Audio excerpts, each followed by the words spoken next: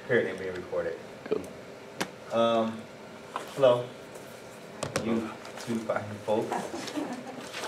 Welcome to the first of a series of workshops for the edTPA.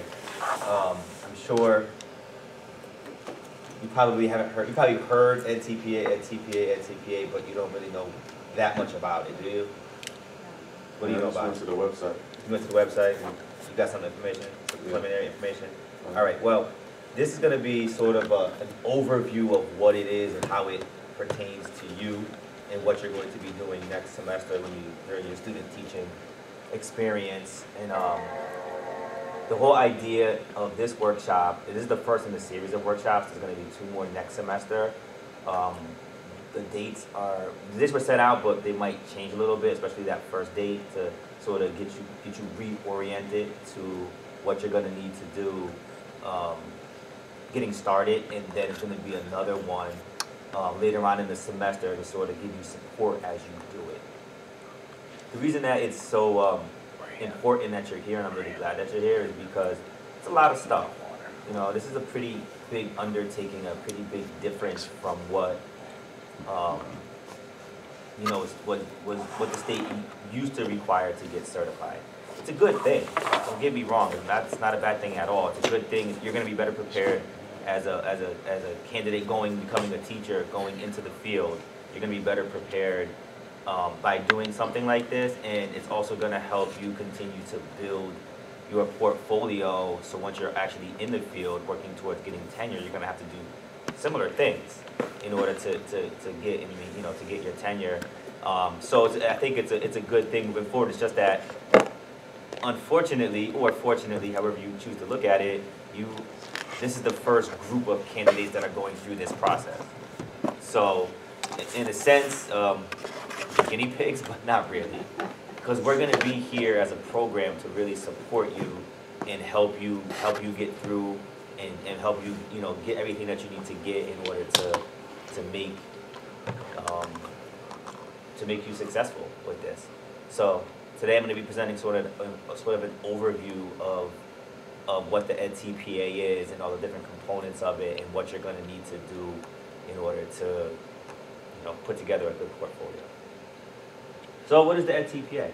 Well, it really consists of a couple of different areas, but there's 3 main areas that wrap itself around student learning. So student learning is the big key. It's the big thing that we're trying to figure out and we're trying to assess is how well are the students that you're working with learning. So the edTPA really looks at the planning piece of student learning, and there's a bunch of things underneath that. We'll get into it more and more. There's the instructional piece, and that takes into account the environment, the engagement, how students are thinking, subject-specific stuff, and then how do you assess the students. Obviously, assessment is a key to redo your planning if you need to redo it. So all of these things, although they're separate, they all work together, and they're wrapped in this idea of using data to make decisions. You're just justifying your planning decisions and analyzing what you're doing, and also all in the context of academic language. Because we talk about things in a certain way, sometimes when we're just like hanging with our friends or we're doing certain things, but then when we get into a classroom, we have to make sure we maintain the type of language that we use with our students and with other professionals in order to communicate our ideas soundly. Plus, we want our students to use academic language, so we really want to focus on that as well. So I'm going to just show you. So the next thing really is that I'm going to go through each task and give you some ideas and examples of what you're going to need to do and how you're going to do it and where you put these things. All right, so we're going to start off with task 1, and that's planning. There's some papers for you guys to look at to help support it, so if you want to just take task 1, you don't have to go through it specifically until a certain point, but just kind of have it ready to take a look at. So task 1 really involves looking at things like the instructional and social context, actually putting together your lesson plans,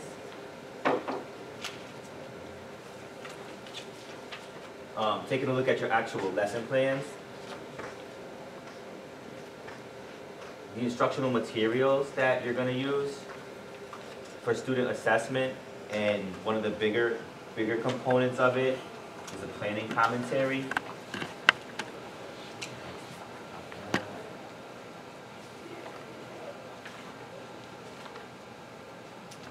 So all of these things right here are things that you're going to have to think about and use and prepare in order to complete task 1.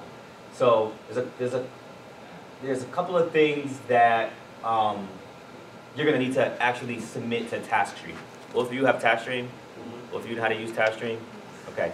Now that once you're enrolled in your student teaching seminar, which you probably are, you may already be enrolled in it for next semester, which you should be. If you're not, you will be. You're going to actually have a new thing on TaskStream when you go in to log into TaskStream. So you know how now when you log into TaskStream, you see special ed part, and you log into that, and that's where you put your assignments. There's going to be one that says special ed edTPA, maybe like 2014 or whatever. That's where you're going to put all your work.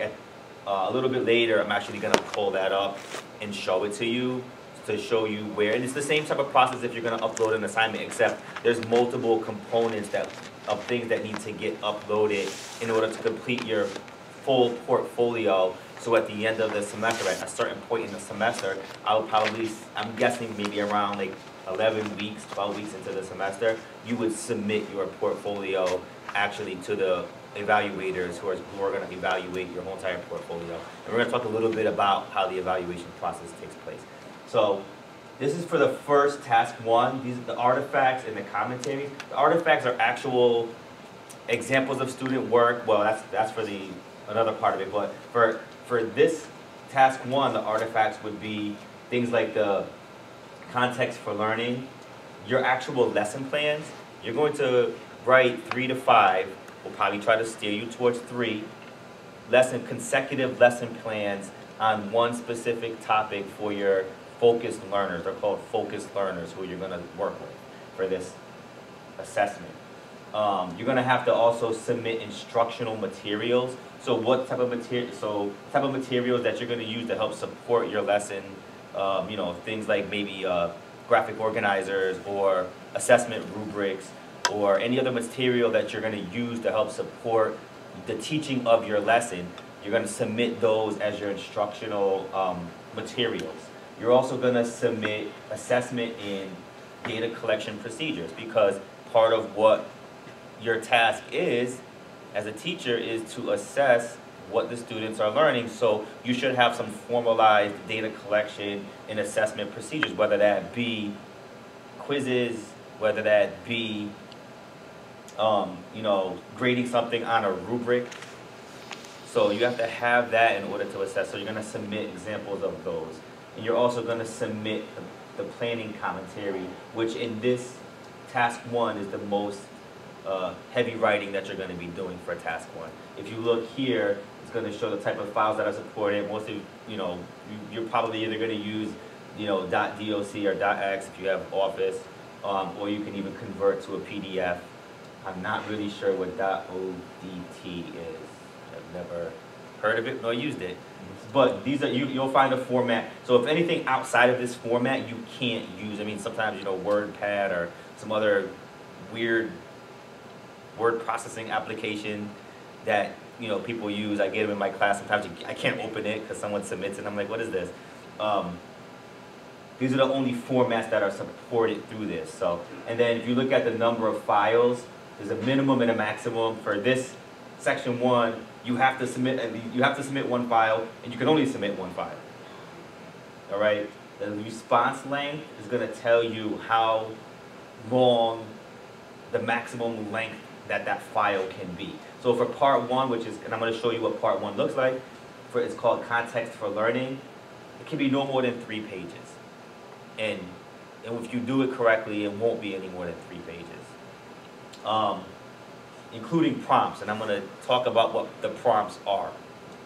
If you look at additional information, it's going to tell you things like, they have very specific font rules, and I'm not really sure why, but that's just how they want it to be. So it has to be Arial 11-point type font. So make sure when you're completing this, you set it at that level. The thing is, when you go onto TaskStream, especially for things like the context for learning information in the planning commentary, there's already somewhat of a template that you're going to download as a Microsoft document, as a Word document. I'm assuming it's already in this font. If it's not, we'll check on it and make sure that it's in that font, okay? So that additional information is something to look at as you're preparing these documents to upload to TaskStream. So, what do you need to do for task 1? Task 1 is the heaviest, this is not in here.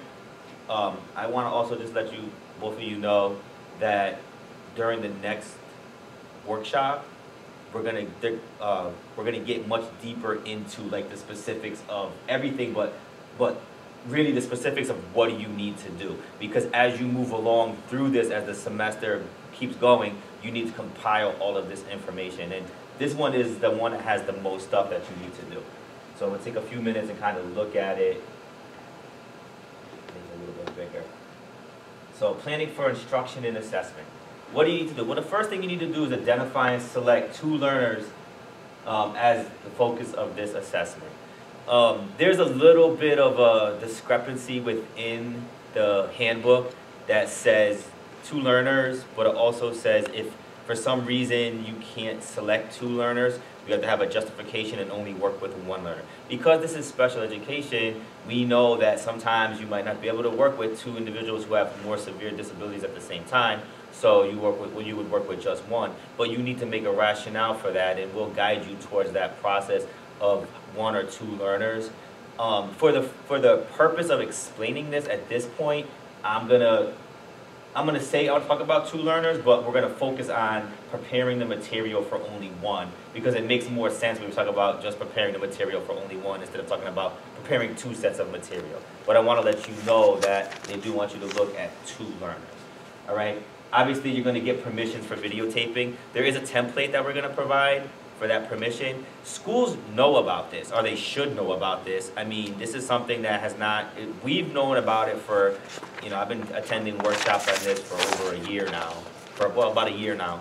So, as Institute of Higher Education, we know about it, so schools know about it too, because they've been getting workshops as well in order to be prepared for people who are coming in and doing their student teaching within their school system. So it shouldn't be a major undertaking to get these permissions. One of the components of this is videotaping. You guys are gonna have to videotape yourself doing a lesson. Now, what are some problems with that, possibly? So what are some possible problems with videotaping in the classroom? I mean, one of the kids you might want to use, the parents might not sign off on it. That's gonna be something that we're gonna have to deal with on a case-by-case, individual basis. So whatever school you're placed in, the students that you choose to work with, we have to make sure we go through the right process and procedures to get permission to actually have those kids on videotape and being submitted somewhere to get evaluated. Like I said, we have a template, sample permission, plus working with the Office of Clinical Practice. They're working on that side of it as well, and they're trying to inform the schools and I mean, it's supposed to be, and I could see moving forward after this, like I said, this is the first iteration of this. So, this is where some of the sticking points might come up. We're gonna protect you to make sure you're not out there and not being able to do this because you can't get permissions. But I could see moving forward into the future, it's gonna be a blanket permission for all schools in New York City because people have to do this. This is a state mandated requirement. There's no really way around it. Some other things that might come up during videotaping process is that there's other kids in the class. Most classes now are, ICT, where you might be working with 1 kid, or even a 12 to 1 to 1 where it's self-contained. You're only working with 1 or 2 kids, but there's other kids in the class. So as you're conducting a lesson, where are those other kids going to be? Somewhere else? No, they're probably still going to be in the class. Right across the hall, I don't know if either one of you ever used the Multimedia Center. Right across the hall from here, the computer lab. The director of that, her name is Doris Grassenbauer. She's going to be spearheading a whole bunch of stuff. There's going to be workshops next semester on videotaping, how do you edit your videotape, doing facial blur. So in other words, if you're working with, 2 kids, if there's other, like 5 other kids around you, you can actually edit the tape to blur out their faces. But there's other things that you have to think about, like not, you know, using only first names, not using full names, not using any other really identifying information. You know, those are things that will help you with as you go through this process. So when you're ready to upload whatever you need to upload to TaskStream, everything meets the requirements that the edTPA wants, but you're also protected in the sense that you're not providing additional information. Next thing that you need to do is provide relevant context information. So what are the core academics? It's going to be functional academics, early literacy. You're going to choose one learning target related to each one of these areas. So, you know, you might choose one learning target that's core academic, one learning target that's a functional academic. All right? And like I said, going into next semester with the next workshop, we're really going to dig into what you should be choosing and what you should be looking for. One thing that is important is that they have to be related to the standards and goals or benchmarks in the student's IEP. Now, that hopefully won't be a problem, but there's been cases even during student teaching prior that the principals and the administration in schools don't want to give access to student teachers to the IEP. That's going to have to change because you need to root your lessons and your targets in the student's IEP. It's actually, if it works out the way it should and all those permissions, and you can, your objectives are there. They should already be in the IEP. So you don't have to go and create your own objective, because those are the objectives that you should be working on anyway, and those should be explicitly stated in the student's IEP. So I'm hoping, and as this thing moves forward, is that, okay, you get access to the student IEP, the student's working on, you know, like, let's say you're working with a first grader, they're working on early literacy skills. There's a IEP objectives for English language arts that talks about, you know, reading fluency, and that's the objective that you're going to pick, and you're going to base your lessons around that objective. It sounds seamless, but of course, inevitably, there'll be snags. But we'll help you work through that. So you're going to get learning targets for each one of the students. I'm going to revert back to talking about one for now, for your focused learner that you're going to write your lesson plans around. For the other focus, we're not going to talk about the other focus learner right now. We'll just talk about the first. Once you have your learning objectives, you're going to collect some baseline data on where they're at. So this goes back to the whole assessment part of it. You want to be able to have a rationale for selecting that and working on that. Well, how do you establish a rationale for doing that? Oh, it's on the IEP. No. Yeah, it's on the IEP. I mean, I've seen IEPs that have the same learning target, the same objective for years, and the students weren't meeting them. That's not necessarily a sound rationale to me. A much better way to provide your rationale is actually by collecting data and saying, the student is struggling in this area, here's my proof. So you're going to collect some baseline data to establish that this is what needs to be worked on. Once you have the learning targets in the baseline data, you're going to develop lesson objectives. Okay, these lesson objectives may be and probably will be and should be different from the IEP objective, because the IEP objective is overall goal, and you need to have objectives that meet that, you know, lead up to that. So you're not going to be able to meet an IEP objective in 3 lessons, but you can meet your lesson objective in 3 learning segments. Does that make sense? So in other words, you're going to be building this lesson. You're going to have an overall objective for your lesson, and you're going to be building towards that by creating these learning segments or these lesson plans. All right? You're going to design the lesson plans, 3 to 5, but most likely you're going to will probably steer you towards 3, just because it's a little easier. If you need to go above and beyond and go to 5, that's no problem. That's not going to be a problem. And as a matter of fact, I'm sure in your student teaching experience, you're going to be writing more than 3 lessons. For the purposes of the edTPA, and for this one learning segment, for this one student, there's going to be these 3 lessons. The lessons need to be consecutive lessons. They need to build towards that learning objective for that lesson based on all the information that you've already collected about the student. So design the 3 learning segments, access to curriculum instructional supports for the focused learners and meet the lesson objectives. You need to document instruction, support, and assessment for the learners for each learning, the learning targets for each focused learner. Then you're going to analyze language and communication demands in one key area. Now, this is something I'm going to talk about a little bit more when I get into the rubrics, because there's certain things that they're looking for, and this is also something that you're going to get a little bit more, we're going to get a little bit more in depth going into the next workshop. What are the language communication demands that the students need? They're going to be individualized for that student. It depends. Think about special education for a minute. A lot of students have language barriers and issues for certain reasons. There's some students who are very proficient with language, and there's some students who don't speak at all. If you think about students who maybe have autism spectrum disorder, they're nonverbal. If you think of students who have maybe severe mental retardation, they may be nonverbal. So that doesn't mean that they don't have communication needs. It just means that you're going to analyze those in a different way than you would for a student who may be in 6th grade who speaks just fine, but they don't have the academic language that they need in order to be successful with their English language arts lesson. So that's going to be really individualized for the students that you're working with. Then you're going to write and submit a lesson plan for each of your learning segments. So that's what the 3 lesson plans that you're going to write.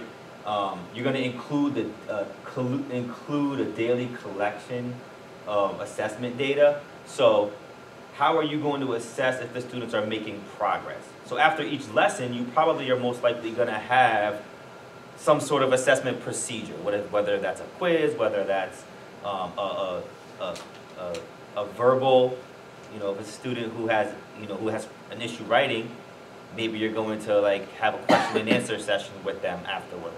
And there's going to be something you're going to see later on that you actually can videotape, have a short video segment of your assessment procedure. So there's different ways to collect collect information on how you're assessing the students. You're going to select and submit key instructional and support materials. So what we were going back to earlier, if you're using quizzes, if you're using rubrics, if you're using other type of support materials, if you're using visuals, I'm assuming that obviously you can't, if you're using manipulatives, you can't upload a manipulative, but you can upload a description of that manipulative. There's plenty of things that you can find either within the curriculum that you're using, or even if you go onto the internet, to Google, if you're using, when teaching kids, basic math skills to count, we actually used counting blocks. Have either one of you used counting blocks before, where the things are blocked off into little squares, into 1s, 10s?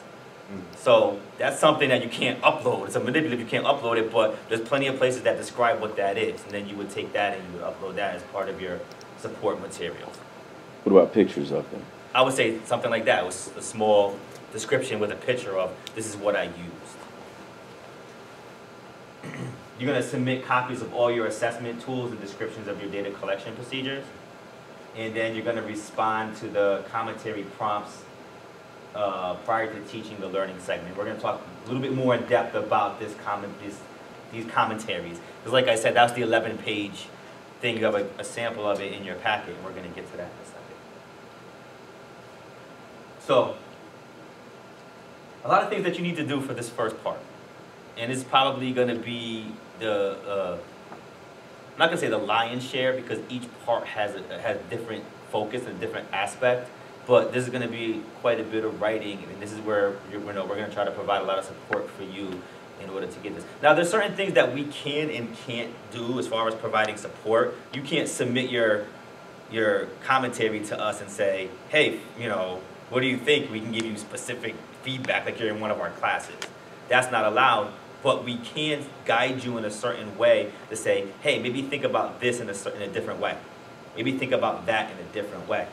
As far as your lesson planning is concerned, as part of your student teaching, seminar anyway, you're going to be, developing these lesson plans, and I'm sure you're going to be getting feedback. You're going to have a student teaching supervisor who's going to be knowledgeable of this as well, and they're going to be guiding all of that.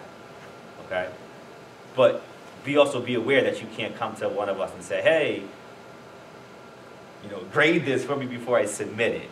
I mean, that's just something that we're not allowed to do. But we can give you certain feedback on taking it in a different direction. If you're way off, I'm sure we can say, you might want to rethink this a little bit. So we're going to go over each part. Remember, if you look on the things that need to be submitted, there's part A, B, C, D.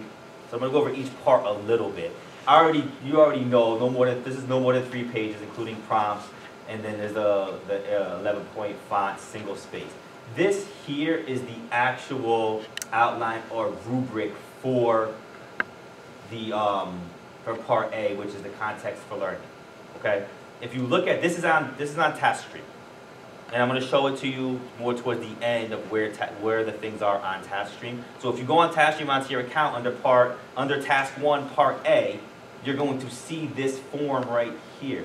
This is the form that you download as a Microsoft Word document, and this is the form that you fill in. This is the one that's no more than 3 single spaced pages, including prompts. What are prompts? These are the prompts. 1, 2, 3, 4. These are the prompts. So these don't come out. These stay in. You just add on to these. So that part of it is pretty straightforward. It's there for you. This is easy because this is just name, gender, obviously, grade level, primary language, and then just list any type of augmentative or alternative communication that the student may learn. And then you would just list it here. If you're working with 1 student, you would just fill out 1. If you're working with 2, you would fill out both. You could do this in no more than 3 pages. All right?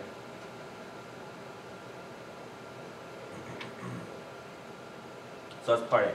Part B is your actual lesson plans. Those are the 3 to 5 learning segments. They have to be in one file. In other words, if the way I look at it is that you can either cut and paste. Now this is a template. Now this might not be a template that you're used to if you're already writing lesson plans. It might not be the actual final template that we as a program come up with, but this is what right now I'm going to show you as an example of a template. When you go into next semester, we already started, streamlining what we want our template to look like. We're going to present it to you, and you're going to use that as your template when you're writing your 3 to 5 learning segments or lesson plans. All right, so all those other templates that you've used before in the past, for the purposes of this, you're most likely not going to use those. You can draw from your information from those, but you're not going to use those. And it's because we want it to be streamlined for you. We don't want you to be confused. We don't want to be confused. Your student teaching supervisors are going to have access to these, and they're going to have input on what these should look like. And everyone's going to be on the same page. It's probably the best thing. So this is just an example of what a template would look like. This is not the final version that you're going to be using next semester. But if you look, it has the standards. So New York State Common Core standards. It's going to have your objectives. It's a very important part. It's going to have your resources and materials. We already spoke about you needed to have, certain amount of materials for it. So you're going to list what your resources and your materials are. If you're using rubrics, if you're using graphic organizers, if you're using story maps, if you're using manipulatives, whatever that is going to be listed here. This probably might go motivation, even though we want our students to be motivated. We're going to build this a little bit differently. We might just remove this somewhere else. And then what's going to be your lesson? How is your lesson going to go? Is it going to be a mini lesson? Is it going to be guided practice, independent practice, and then how you reflect? A big part of it, which is we're going to have to highlight more, is going to be the assessment piece. How are you assessing the lesson, the learning from this lesson? All right. Another thing is what modifications, because there's students with special learning needs, exceptional learning needs. If you have any modifications, you're going to list those modifications there. Now, like I said, this might be a little different the next time you see it. Actually, it will be different the next time you see it, but we're going to make sure it's succinct with what the edTPA wants and what best common practices for everybody is. All right, so when you go to do your lesson plan, you'll pull the template and you'll put your information into that, and then I would say if it has to be one file, you would either copy and paste this onto like one whole Word document, or once you do everything, you would, you know, scan it into a PDF and upload it that way. So it just has to be in one document. And there's no length for this one. It just has to be one file. So it could be, your lesson plan could be 10 pages if you wanted it to be. That would be a pretty detailed and deep lesson plan. Probably not going to be 10 pages. Well, I would say two to 3 pages for each learning segment. The next part is the key instructional materials. We talked about that already a little bit, but you can have no more than 5 pages of key. So you have to like kind of pick and choose. If you're using a lot of instructional material, you might want to narrow it down a little bit. A big thing is, and this is a big thing that they keep saying within some of this handout that you guys have, is that you have to label material for each lesson. So if you're using something different on lesson 1, lesson 2, and lesson 3, you have to label it. Here's the key instructional material, the graphic organizer for lesson 1. So you would put on top of that lesson 1. Now, however you choose to do that, whether if it's something that you print out because you find a description of it on the internet, or if it's a worksheet that you're using, you have to find a way to label it so the evaluators know that this piece of instructional material go with lesson 1. And you want to order your materials according to learning segments. And the next workshop will really focus a little bit more on how you pick your instructional materials. What are some good instructional materials, or what are some good ways to determine what instructional materials you should include? Because there might be some stuff that you don't have to include. Assessment and data collection procedures is sort of just what it sounds like. Again, they all have to be in one file, and you have to submit what are you using to assess student learning.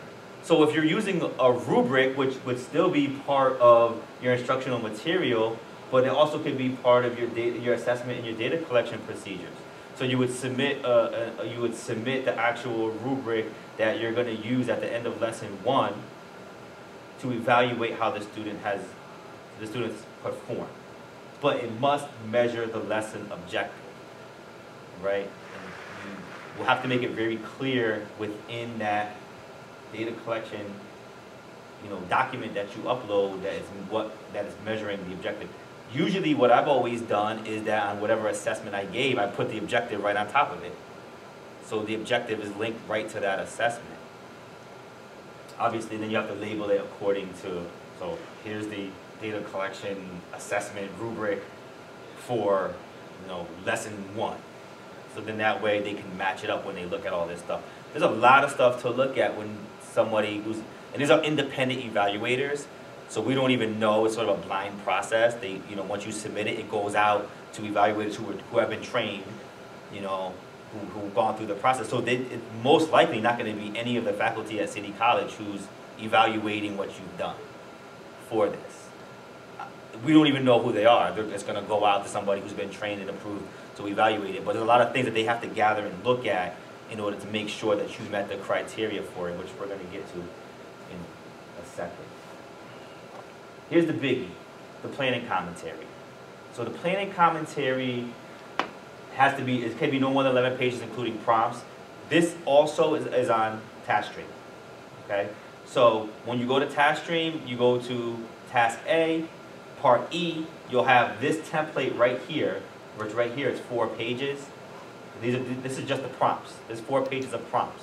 So you have 7 pages to try to get everything across that you need to get across in a written form.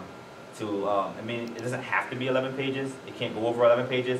I would imagine it's going to be pretty close to 11 pages. If you look at your packet that I gave you underneath Task A, there is a sample completed planning commentary. Do you both see that? So take a look for, it's probably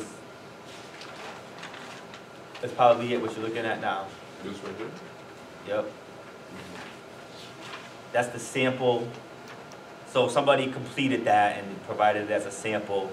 Now I'm not saying that that's exactly what you need to write, because this sample that they gave to us to use as to look at, It's not perfect, and it's not perfect for a reason. It's not perfect because we want to be able to evaluate what's the strengths and what's the weaknesses within that planning commentary. So here's what the prompts look like. So, context for learning. You're going to answer these questions. Provide information about the context in which you teach so that another educator can understand your teaching decisions for the instruction of the learning segment. So address the following. What's the type of setting? And this stuff right here is pretty straightforward. What's the setting? What's the school? Is it elementary school, self-contained? Home job, job site, whatever that setting is, you'll provide information on what that setting is. What's your role? So you're a teacher, you teach academics, and you there to deal with the behavior. What's your role? Then the scheduled time for instruction. What's the schedule? When did this take place? So for example, Tuesday for 15 minutes every day for 6 hours with 2 hours on reading instruction. What's the primary language of instruction if other than English? So, we know that there are students, deaf students use sign language, and that's their primary language. That's what they use, and they get their instruction in sign language. If it's a student who speaks a different language and they still have, they're still a special education, and they get their instruction through that other language, then you would put that and describe that. If it's a student who is nonverbal and there's a lot of pictures and gestures that are being used, then you would describe and put that.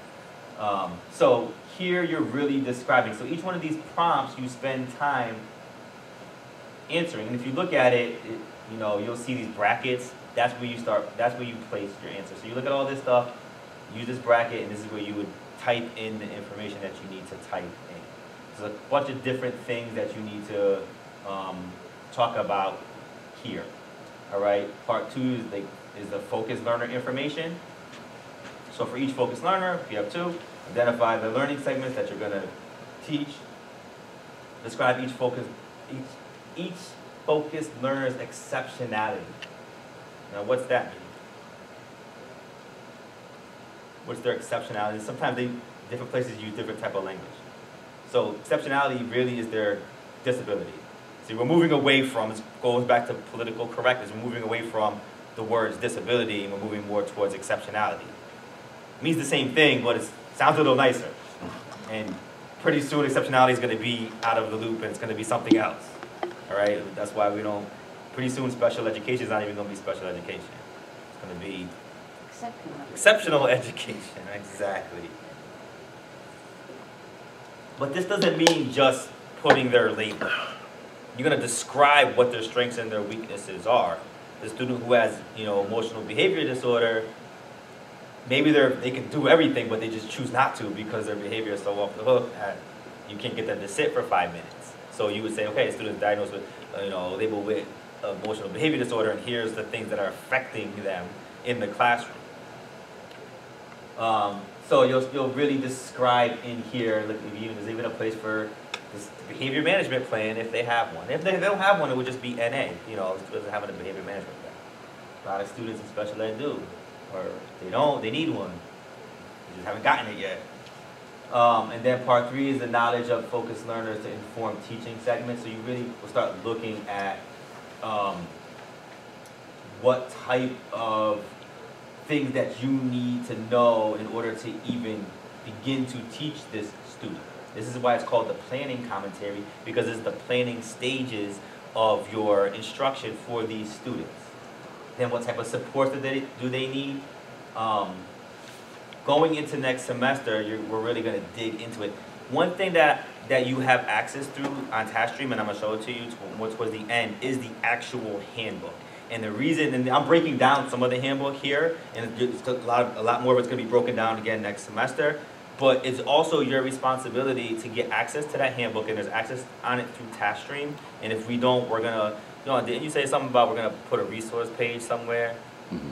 So we're going to get a resource page for you to have access to, and we'll have some of these things on there. Matter of fact, this PowerPoint presentation, we're videotaping it as it is, so if you want to go back and watch me speak again, but for all your colleagues who didn't show up, I'm not giving them access.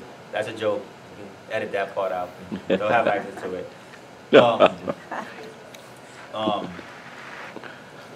the handbook will be in multiple places. All right, and the handbook is really, really important because although I'm giving an overview now, and we're going to give some more information, more in-depth information next semester, the handbook is really your guide to completing all of this stuff. I'm going to forewarn you, the handbook is like 60 some odd pages, and it's mammoth, and it's very, very detailed. But you should really get to know it. There's going to be a video that if we have time towards the end, I'll show. I'll probably show parts of it. I'm not going to show the whole thing because it's like 15 minutes long. That breaks down how to use the handbook. That breaks down the different components and how to use it. It's really, really important for you to understand this handbook and how to use it in order to be successful with this. I've read this handbook multiple times, and there's still parts that I'm confused on.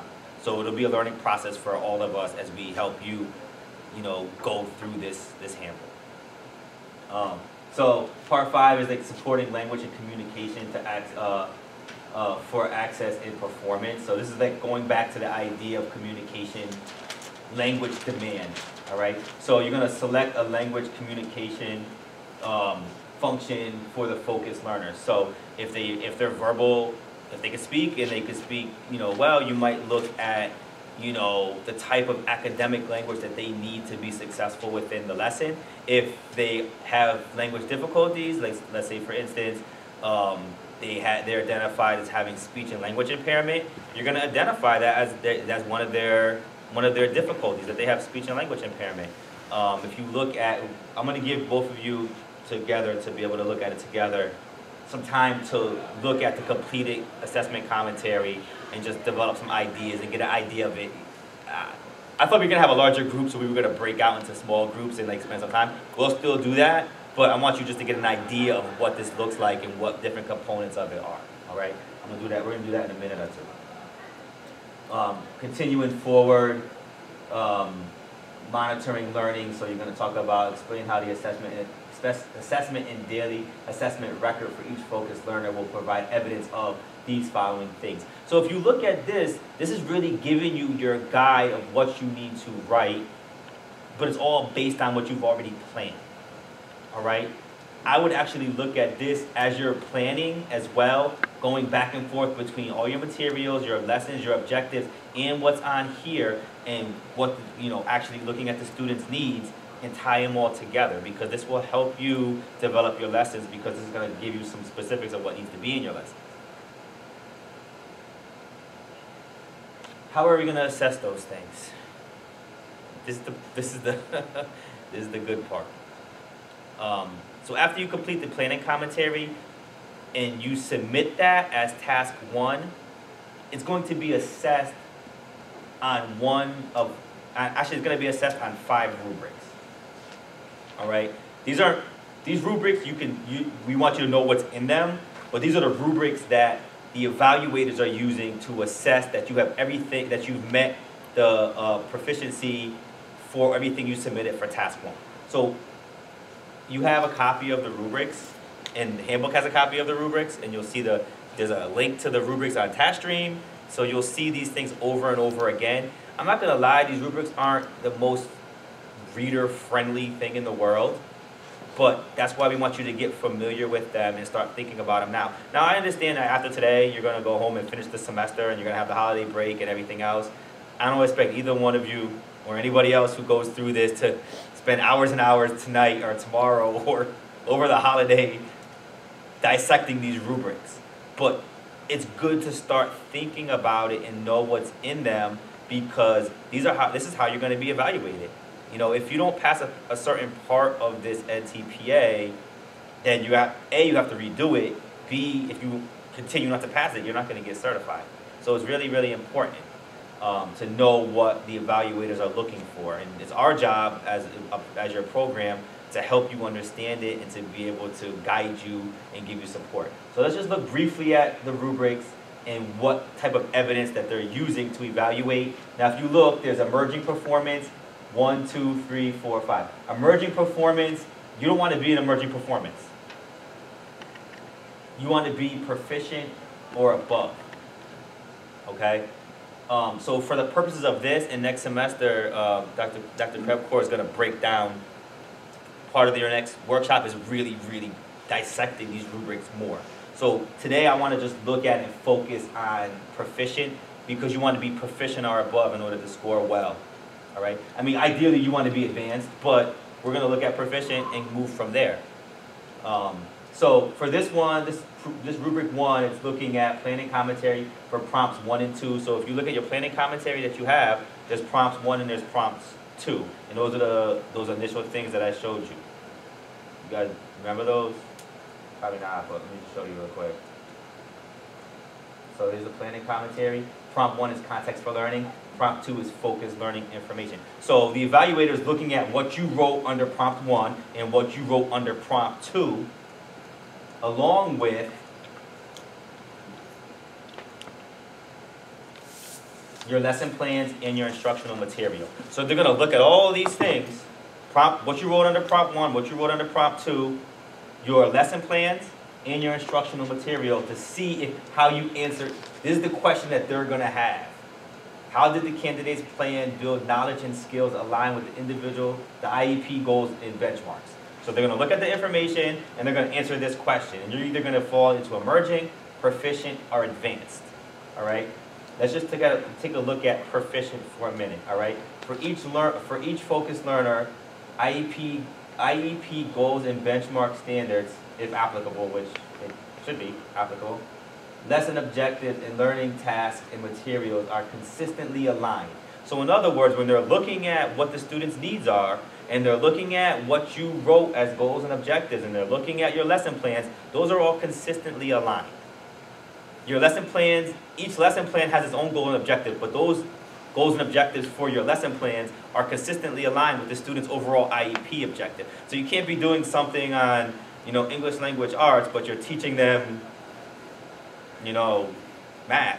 I mean, that's a pretty outrageous example, but I want to just give you an idea of how they're going to be looking at that. If you're looking at specifically spelling, but in your lesson you're teaching them, reading fluency, that's not alignment. There's no alignment there.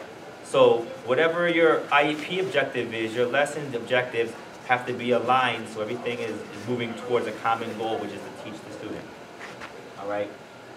With each other and coordinate with state standards as appropriate. So again, count in the overall Common Core. So, and that's part of that in your lesson plan. You're going to have the Common Core. You should have the IEP objective in there somewhere as well. And then you're also going to have the lesson objective. And all those things are aligned and clearly written, and you should be okay. Lesson objectives include clearly defined measurable outcomes for each focused learner's performance. That goes back to defining your objective, making sure that objective is measurable. Can either one of you give me an example of a measurable objective? I know I'm putting you on the spot, but my mouth's starting to hurt talking so much. I guess, I don't know, a student will be able to understand, I'm going to tell you right now, you went astray. You started off good, but you went astray a little bit. The word understand. Is understand measurable and objective? It might be in your mind, but what does understand mean to you might be different than what understand means to her, and what understand means to me. And if I'm the evaluator and you think you nailed it with understand, that word understand, but your definition of understand is completely different from mine, and I don't think that you nailed it, then I'm going to mark you off.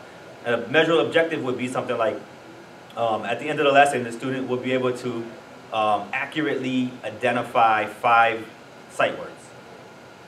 Because we know what accurate is. It's correct or incorrect, and we have the sight words. So that's a measurable, clear, measurable objective. And as you build your lessons, we're going to help you with these objectives to make sure that they meet that criteria. I'm going to breeze through a little bit more of these 5 rubrics because I'm getting specific to show you what they're looking for, but you're going to have a much more in-depth overview of these when you read them, A, and B, when Dr. Krebs dissects them for you, because there's a bit of dissection that needs to occur. All right. The second one is looking at planning commentary prompts 3 and 4, again in your lesson plans in your instructional material. So if you look at it, probably the common theme is going to be the idea of lesson plans and instructional material, and the different prompts are going to like fall for different rubrics. So this one's looking at planning commentary 3 and planning commentary 4, the answers you provide for that plus these other things. Rubric 3 is only looking at the planning commentary.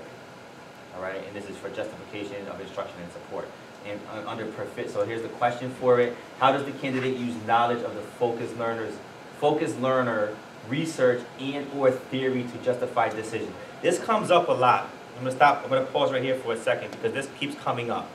And this is something that you should be getting from us as your professors in this program, but it's something that you need to retain and think about. There's this whole idea, and if you ever took a class with me, yeah, I beat it to death sometimes. The difference between theory and practice. There's a difference between theory and what we teach and actually what goes on in the classroom. But the goal is to bridge that gap. Because we know theoretically and through research, which is not theoretic, it's actually happening, we know what works, but sometimes that filtering into your practice doesn't occur. So part of this is to bridge that and make sure you're bringing in the knowledge of what you're learning into your classroom and into your practice. Closing the research to practice gap is something that's really, really important. So part of them focusing on that is actually a good thing. So what they want to know is through your planning commentary prompt 4 is, and for proficient performance, that you can justify your instruction and you can at least make general connections to research in or theory. All right. So if you're doing something like you're teaching a lesson on increasing reading fluency, there's a plethora of research that has done that. There's a lot of research that's done that. So you may actually want to cite some of that research. For example, this guy Samuel started the whole idea of this of repeated reading practice. So by exposing students to multiple opportunities to read a common text, they're able to become more fluent readers. And if they become more fluent readers, then their comprehension is going to increase because there's a direct connection between reading and comprehension, reading fluency and comprehension. So that's just a brief example. There's many other avenues of research and theory from what you're learning in your classes that you need to bring into your lesson, and this is what's looking at that. All right. The reason I'm stopping here and kind of focusing on this for a minute is because in all 3 areas, there's going to be at least one rubric that focuses on this idea of what you're doing and how you express your knowledge to research and theory in the field. All right, and that's something that, like I said, we'll be able to continue to help you with. If we take a look at it, we can't say, oh no, write this, but we could say, you're not really making a connection here with the theory, so you might want to go back and take a look at that. And this is not something that you do one time and you know, you have one day to do it. This is cumulative that happens over the course of the semester. So if you have to go back and think about what you learned in the behavior class, or you know, literacy 1 or literacy 2 or differentiated instruction or any of the other classes that you've taken, if you have to go back and dig into the archives, you know, go back to some of the presentations that you made, you know, I mean, yeah, you're doing research right now with me, so you're all into the research now. You know it. And then 5 looks at is looking at planning commentary prompt 5.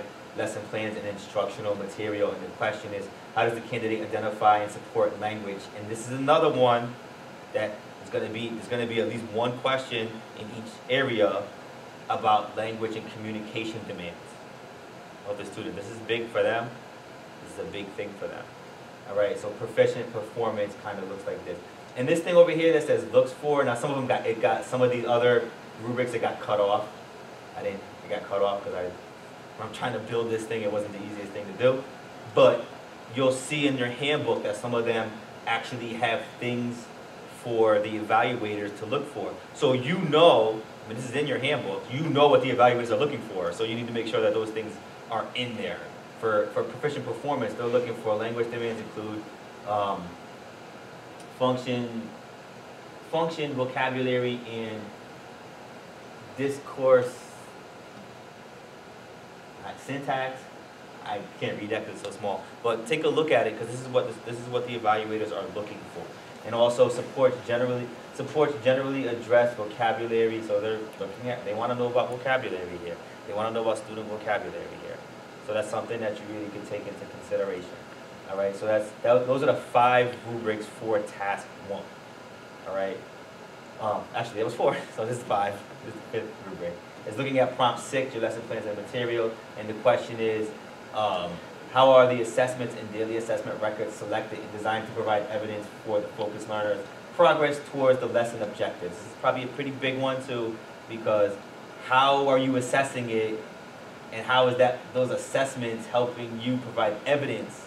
They want evidence. They want proof that you're moving toward that lesson objective.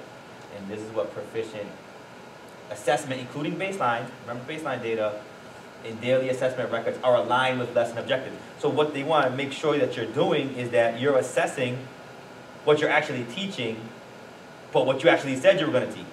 So your lesson objective is what you're trying to get them to, and here's how you're going to do it, and here's how you're going to assess it. You can't assess something that's totally different from what you taught and what you said the lesson objective is. So they want that alignment there. And that's actually not that difficult to do if you know how to do it, and will help you. We should have been helping you the whole time because these are in our classes, but this, we want to make sure everything is in alignment. So those are the 5 rubrics. You already took your break.